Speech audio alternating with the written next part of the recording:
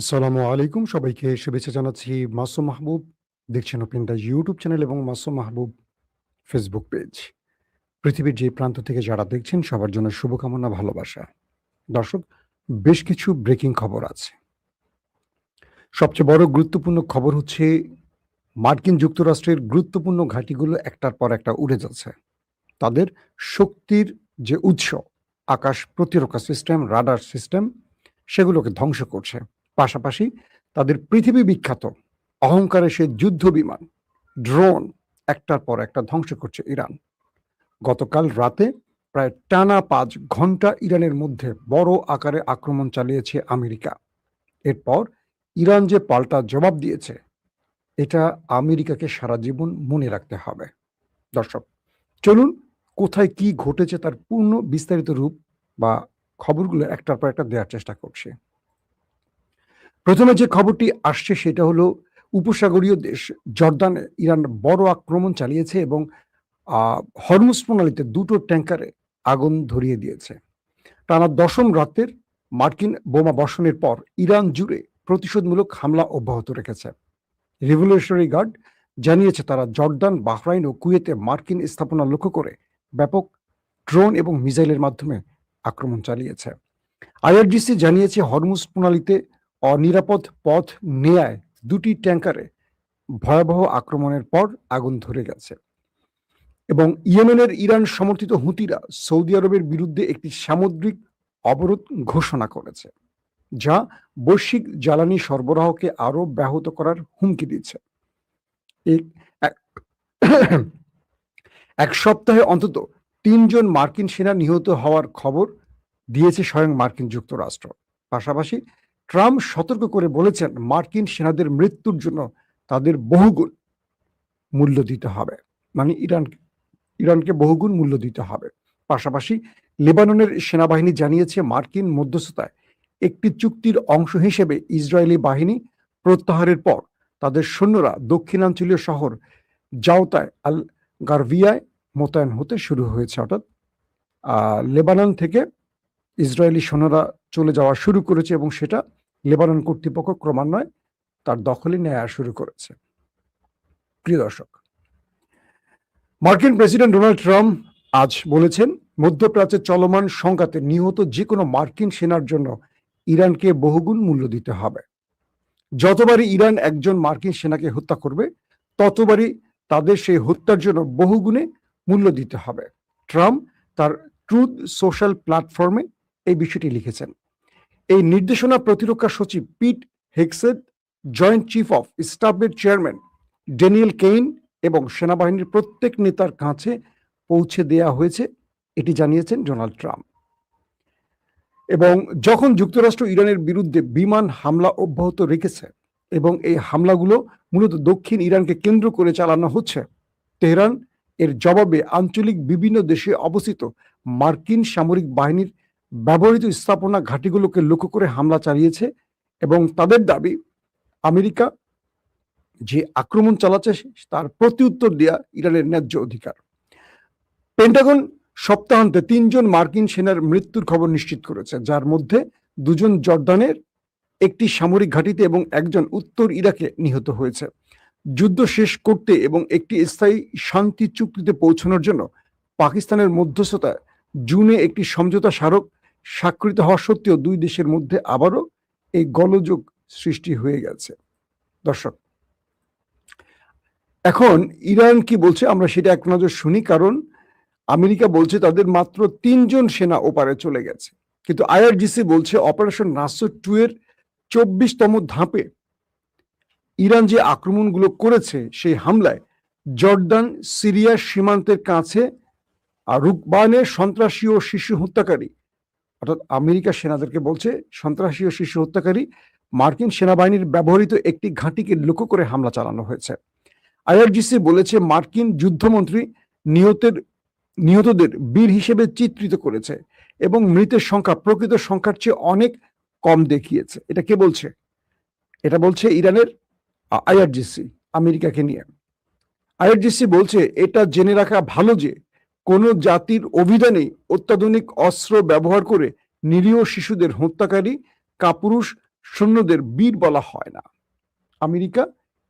আমেরিকাকে উদ্দেশ্য করে ইরানের আইআরজিসি বলছে, যারা ইরানের মধ্যে আক্রমণ করে প্রায় 168 জন শিশুকে হত্যা করেছে, তাদেরকে তাদের যুদ্ধমন্ত্রী, আমেরিকার যুদ্ধমন্ত্রী যে বীর বলছে, এটা কোনো জাতি করে থাকে না, কিন্তু ওরা করছে। তাদের শিশু হত্যাকারীদের বীর বলছে। এটা কাপুরুষ, এরা বীর নয়, এরা কাপুরুষ। এটা আইআরজিসি বলছে। আইআরজিসি বলছে সিরিয়া জর্দান সীমান্তের কাছে তারা রুকবান নামক একটি অঞ্চলে হামলা চালায়। এই অঞ্চল জুড়ে মার্কিন অবস্থানগুলোর বিরুদ্ধে সাম্প্রতিক অভিযানগুলোতে ইরানের ক্ষেপণাস্ত্র ও ড্রোন হামলা বারবার লক্ষ্যবস্তু হয়েছে, যার ফলে সেখানে অনেক মার্কিন সেনা ওপারে চলে গেছে। এটা হলো আইআরজিসির পক্ষ থেকে স্ট্রেট খবর। আমি আপনাদের বিশ্লেষণে যাওয়ার আগে কয়েকটা গুরুত্বপূর্ণ ব্রেকিং খবর দিয়ে তারপর চলে যাব মূল খবরে। অন্যদিকে অ্যান্টনিও গুতেরেস এবং নিরাপত্তা পরিষদের সভাপতিকে লেখা ইরানের একটি চিঠি, যেটা আমি আপনাদেরকে এখন শোনাচ্ছি, সেটা হলো যে সাম্প্রতিক আমেরিকা গত 1-2 দিন আগে ইরানের নিউক্লিয়ার প্ল্যান্টে অ্যাটাক করেছে। এরপর ইরান জাতিসংঘের মহাসচিব এবং নিরাপত্তা পরিষদের সভাপতির কাছে চিঠি লিখেছে।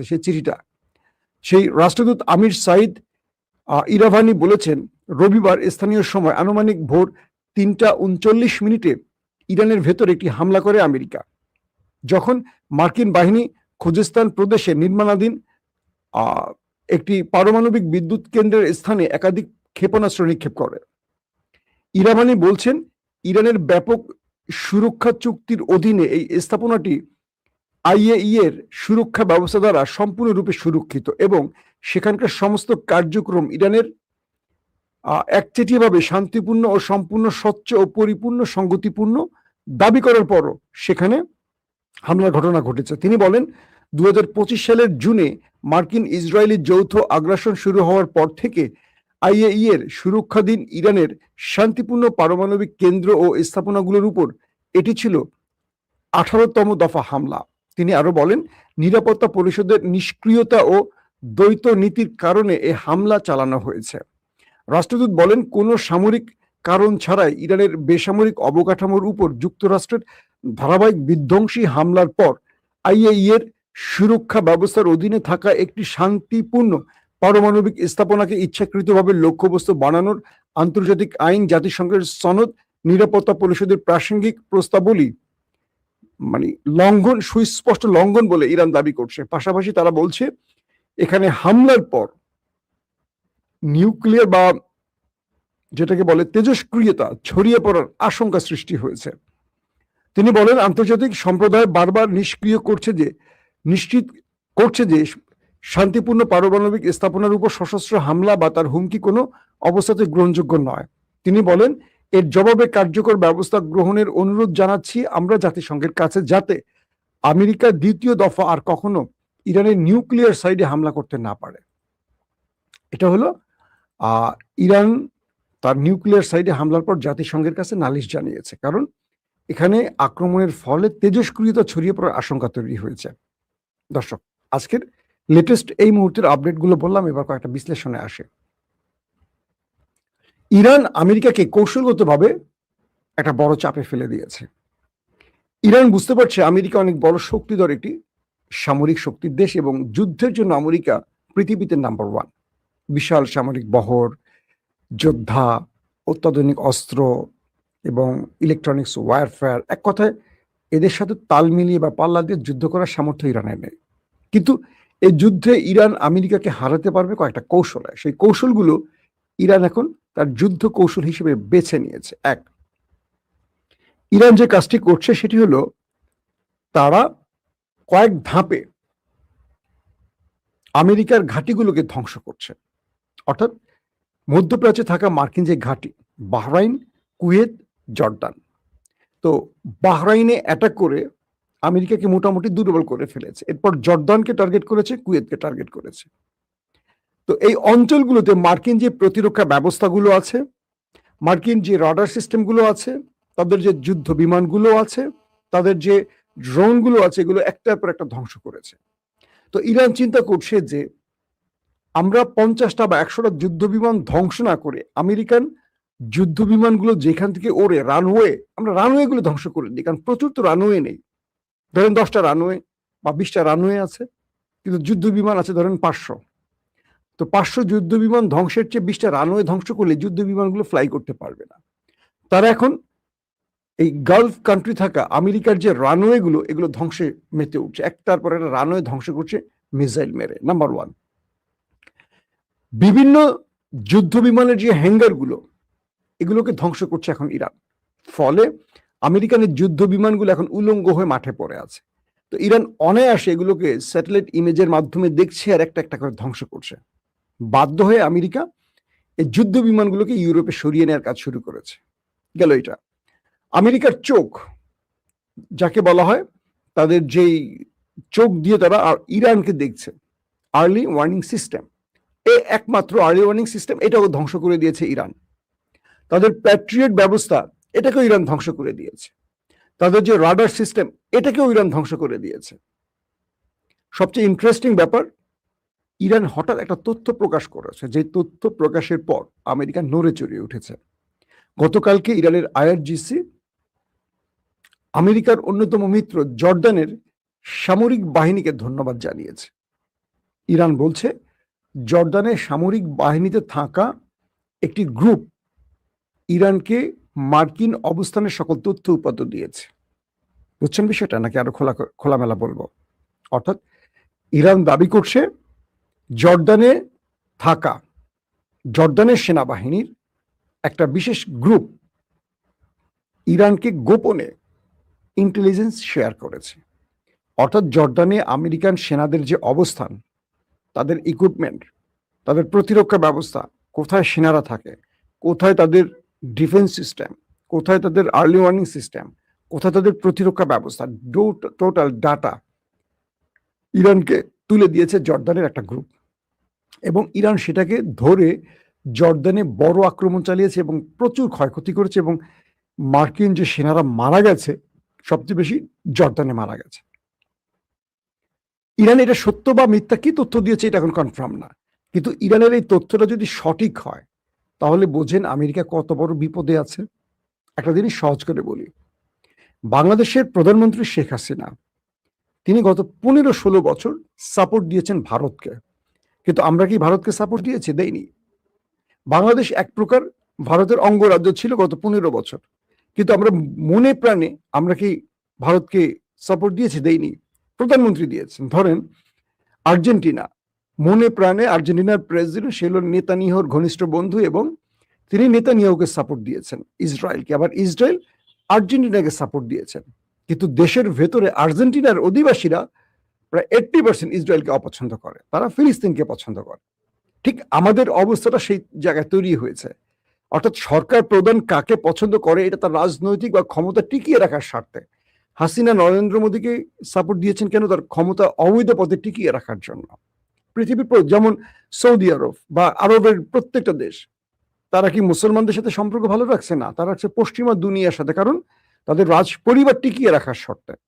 তো পৃথিবীর প্রত্যেকটা রাজনৈতিক ব্যক্তিরা ক্ষমতা ধরে রাখার জন্য এই কাজগুলো করে।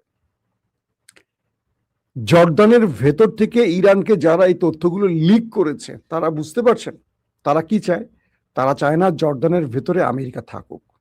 তাহলে আমরা বলতে পারি কাতার, কুয়েত, বাহরাইন, আরব আমিরাত, সৌদি আরব, এই দেশগুলোর ভেতরেও ইরানের এজেন্সির লোকরা আছে বা ইরানকে ভালোবাসে এমন লোক আছে, অথবা এই আরব দেশের মধ্যে সত্যিকার ইসলাম প্রিয় যোদ্ধা আছে যারা মনে প্রাণে চায় আমেরিকা এই দেশ থেকে চলে যাক। তারা নিঃসন্দেহে গোপনে ইরানকে তথ্য দিচ্ছে। এই তথ্যটির উপর ভিত্তি করলে এইটুকু তো বোঝা যায় ইরান এত টার্গেট বেজ, এত সফল অ্যাটাক করছে কিভাবে। ইরানের প্রত্যেকটা অ্যাটাকে আমেরিকার যে বিশাল ক্ষতি হচ্ছে তার পেছনে আমরা এতদিন ধরে নিচ্ছি যে রাশিয়া, চীন কোনো ইন্টেলিজেন্স শেয়ার করছে, কোনো উপগ্রহ তথ্যের মাধ্যমে পুরো নেভিগেশন সিস্টেম বলে দিচ্ছে কোথায় কি কি আছে। কিন্তু আজকে ইরানের বক্তব্যে যেটা প্রমাণ হলো যে ইরানকে সেই দেশগুলো থেকে সাপোর্ট দিচ্ছে, যে সাপোর্টের ফলে ইরান খুব অল্প সময়ে জেনে যাচ্ছে কোথায় কি আছে, এবং আমেরিকান সেনারা কোথায় পালাচ্ছে, কোন হোটেলে পালাচ্ছে, কোন বিচে গিয়ে আশ্রয় নিচ্ছে, সেখানেই ইরান অ্যাটাক করছে। যে কারণে আমেরিকা সবাইকে সতর্ক জারি করেছে, তার নাগরিকদেরকে মধ্যপ্রাচ্যে সতর্কতা জারি করেছে। এখন বলা হচ্ছে ইরানের পক্ষ থেকে তারা দাবি করছে যে তাই সেই দেশটির ভেতরে তাদের একমাত্র যেই আর্লি ওয়ার্নিং সিস্টেম এটাকে তারা ধ্বংস করে দিয়েছে। প্যাট্রিয়ট তারা উড়াই দিচ্ছে, রাডার সিস্টেম উড়াই দিচ্ছে, তাদের যুদ্ধ বিমানগুলো উড়াই দিচ্ছে, তাদের হ্যাঙ্গারগুলো ধ্বংস করছে, তারপর তাদের যে ড্রোন MQ-9 সবচেয়ে দামি ড্রোন এগুলোকে উড়াচ্ছে একটার পর একটা। আমেরিকা এখন বড় চিপায় পড়ে গেছে। তারা ভাবছে যে আয় হায় কোন দেশে আসছি, ভিতরে ভিতরে তো ওরা একই জোট, হয়তো আমাকে মোহাম্মদ বিন সালমান বা MBZ সাহায্য করছে, অথবা আমাকে দ্বিতীয় আব্দুল্লাহ, জর্দানের প্রেসিডেন্ট দ্বিতীয় আব্দুল্লাহ আমাকে সাপোর্ট দিচ্ছে, কিন্তু জনগণ সেনাবাহিনী তো আমাদের দিকে নাই। এটা তো ভেতরে ভেতরে সব মুসলমানদের শিকড় এক জায়গায়, এক রসুনের গো এক জায়গায়, এটা ভাবতেছে এখন। এই জিনিসটা ইরান কেন লিক করছে? আমেরিকাকে বোঝাতে। আমেরিকাকে এখন এই অঞ্চল থেকে, ইরানের প্রধান টার্গেট হলো যে তাদেরকে এই অঞ্চল থেকে তাড়াবে। তাই ইরান এখন আমেরিকার এই অঞ্চলে তাদের শক্তিটাকে ধ্বংস করতে চায়, যাতে আমেরিকা চাইলে এই অঞ্চলে যুদ্ধ লম্বাকালীন চালাতে না পারে। তারা হরমুজ প্রণালীতে কালকে অ্যাটাক করেছে, দেখেন, মানে ছাড় দিচ্ছে না। ইতিমধ্যে হুতিরা বাবল মান্দা বন্ধ করে দিয়েছে, মানে সৌদি আরবের কি বলবো কান্দে বাঁশ ঢুকাই দিছে। আমেরিকাকে বলছে তুমি যদি চাও দ্রুত এখান থেকে চলে যাও। ইরান বলছে আমেরিকাকে তুমি যদি বাঁচতে চাও দ্রুত চলে যাও, তুমি যে আমার উপর আক্রমণ করছেন এরকম সারাদিন করো, ইরানের জাতি তোমাকে ছাড় দেবে না, বরং আমরা যে আক্রমণ করছি এটা তুমি কতক্ষণ প্রতিহত করতে পারো সেটা ট্রাই করো। তুমি তো তোমার একজন সেনার জন্য কাঁদতে পারো, আর আমি অজস্র সেনাকে কুরবানি দিব, শাহাদাতের তামান্না তারা পান করতে প্রস্তুত। তোমার সেনারা বাঁচতে চায় আর আমার সেনারা ওপারে পুরস্কার চায় আল্লাহর। তো আল্লাহর পুরস্কার যারা চায় যাদেরকে তুমি নত করবা, ইম্পসিবল। তো এখন বিষয়টা তৈরি হয়েছে, ইরান এমন ভাবে খেলছে আমেরিকার সাথে যাতে আমেরিকা মধ্যপ্রাচ্য থেকে আর ইরানকে অ্যাটাক করতে না পারে। তাদের চোখ অন্ধ করে দিচ্ছে, রাডার সিস্টেম ধ্বংস করে দিচ্ছে, রানওয়ে ধ্বংস করে দিচ্ছে, যাতে বাঁশি থাকবে কিন্তু কি বলে বাঁশুরি থাকবে কিন্তু বাঁশি থাকবে না, বেশি এরকম একটা শব্দ আছে বোধহয়। তো যে বাঁশি বাজাবে সে কি দিয়ে বাজাবে? তো ইরানের এই টার্গেটে ইতিমধ্যে ইরান সফল হয়েছে। আমেরিকার আক্রমণের ফলে ইরান যে ম্যাসিভ আকারে দ্বিতীয় স্টেজে এসে আক্রমণগুলো চালিয়েছে তাতে ব্যাপক ক্ষয়ক্ষতির মুখে পড়েছে আমেরিকা এবং তার সেনা ঘাঁটি বা তাদের সামরিক অস্ত্র। তো ইরানের এই কৌশলটি আমেরিকাকে বড় বিপদে ফেলছে, ট্রাম্পকে অসহায় করে ফেলেছে। ট্রাম্প যতই হুমকি ধুমকি দেখ যে একজন সেনার বিনিময়ে অনেক বড় মাসুল দিতে হবে, অনেক বড় পে করতে হবে, ইরান এগুলো তোয়াক্কা করছে না, বরং ইরান এখন আমেরিকাকে মধ্যপ্রাচ্যে পঙ্গু করতে চায় যাতে দ্রুত এই অঞ্চল থেকে আমেরিকা পালিয়ে যায়। প্রত্যেকে ভালো থাকবেন।